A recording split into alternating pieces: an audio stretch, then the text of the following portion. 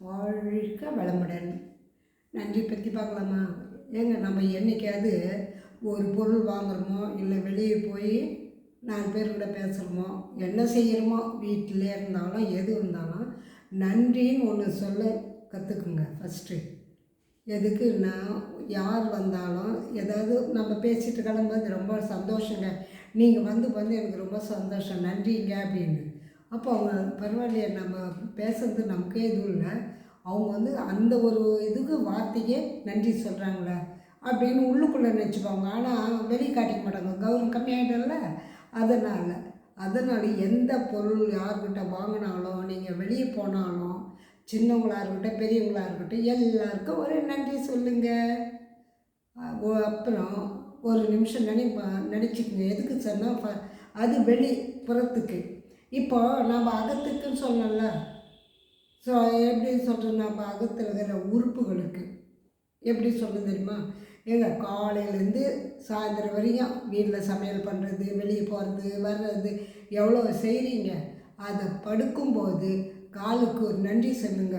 நீ இவ்வளோ நேரம் எனக்கு கூட இருந்து எவ்வளோ தூரம் சுற்றினாலும் வழி இல்லாமல் என்னை வீட்டுக்கு வரைக்கும் வந்து இது வரைக்கும் வச்சுக்கிறேன், உனக்கு நன்றிப்பா அப்படின்னு சொல்லுங்கள். உள் உறுப்புகளுக்கு நன்றி அப்படின்னு சொல்லுங்கள். அடுத்தது என்ன, நம்ம கால் நடக்குது இது இல்லை. அடுத்தது என்ன வரும், உடம்பு சொல்ல வயிற்றுப்பகுதி. நம்ம வயிற்றுப்பகுதிக்குள்ளே என்னென்ன உறுப்புகள் இருக்குது எல்லாத்துக்கும் இன்றைக்கி காலையிலேருந்து எனக்கு உடம்பு நல்லா வச்சுருந்ததுக்கு நன்றி, உள் உறுப்புகளுக்கு நன்றி. நீங்கள் நல்லா இருந்தால் தானே நான் வெளியே போக முடியும், வர முடியும், என்னோடய காலை கடனை முடிக்க முடியும். எல்லாமே உங்களால் தான்.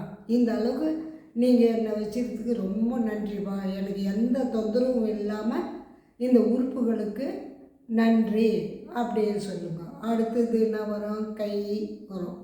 அப்போ கைகளுக்கு அதுக்கு ஒரு நன்றி சொல்லுங்கள். ஏன்னா ஒரு பாத்திரம் தூக்குறோம், வெளியே போகிற இதை பிடிச்சி ஏறுறோம், அப்போ எப்படி வரும், கைக்கு அதுக்கு ஒரு நன்றி சொல்லல.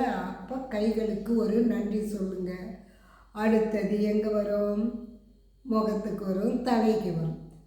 அப்படின்னா நம்ம வெயிலில் போனால் முகம் மாறி போகுது, வெயில் அடிக்குது, என்னால் முடியல, கழுத்தெல்லாம் வலிக்குது அப்படின்னு சொல்லிங்கள, அதெல்லாம் வலிக்காமல் இருக்கும். டெய்லி அதுக்கு நன்றி சொல்ல சொல்ல அதுக்கு ஒரு சந்தோஷம் ஏற்படும், உள்ளுறுப்புகளுக்கு சந்தோஷம் ஏற்படும். அது ஆட்டோமேட்டிக்காக நம்மளுக்கு எந்த இதுவும் வலியும் இல்லாமல் வெளியே போயிருந்தாலும் வீட்டில் உட்காந்து டிவி பார்த்தாலும் எது பார்த்தாலும் நமக்கு அது அட்ஜஸ்ட் பண்ணோம். அப்போ பயம் கிடையாதுல, எந்த பிரச்சனையும் இருக்கும்.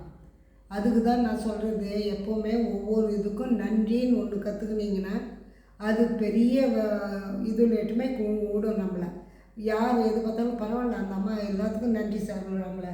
நம்ம வெளியில் துப்புரவாளர் வராங்கள்ல, அவங்களுக்கு ஐயா இந்த குப்பையை கொடுக்குறோம்பா அப்படின்னு சொல்லி நன்றி ஐயா, நீங்கள் வரவே தானே நீங்கள் எங்கள் வீட்டு குப்பைலாம் எடுத்து நீங்கள் போகிறீங்க, என்னென்னா அதே வச்சுருந்தா என்ன ஆகும், அது உங்களுக்கு முதல் நன்றி சொல்கிறேன் ஐயான்னு. அப்புறம் நீங்கள் காசு கொடுக்குறீங்களோ, மோர் கொடுக்குறீங்களோ, தண்ணி கொடுக்குறீங்களோ, அது வேறு விஷயம். அந்த நன்றி என்னும்போது அந்த ஈர்ப்பு தன்மை வரும். மறுநாள் அவர் நேரம் மனசுக்குள்ளே நினச்சிக்கிறாருல, பரவாயில்ல இன்னைக்கு கூட அவங்ககிட்ட போய் எடுக்கலாம், நம்மளுக்கு ஒரு நன்றி சொல்கிறாங்களே அப்படின்ற ஒரு எண்ணம் வரும்ல. அதுதான் நான் உழைப்பாளிக்கு முதல்ல ரொம்ப நன்றி சொல்லுங்கள். நான் சொல்ல மாட்டேன் எனக்கு இதுவாக இருக்குது அப்படின்னு சொன்னால் மனசுக்குள்ளாது சொல்லுங்கள். அந்த மனசுக்குள்ளே சொன்னால் கூட அது ஈர்ப்பு சக்தி அங்கே வரும். எப்படி ஒரு வீட்டில் தாளிச்சா ஸ்மெல் எவ்வளோ தூரத்துக்கு வருது, அது மாதிரி தான் நீங்கள் சொல்கிற நன்றி காற்றுல போய் அவங்களுக்குள்ளே கலக்கும். மறுநாள் வரும்போது அவர் எல்லோரும் இவங்களை பார்த்தா நன்றி சொல்கிறாங்க, ரொம்ப சந்தோஷமாகுதுன்னு நினச்சி இன்னும் உங்ககிட்ட ஈர்ப்பு அதிகமாக வருவாங்க, செயல்படுவாங்க. வாழ்க வளமுடன்.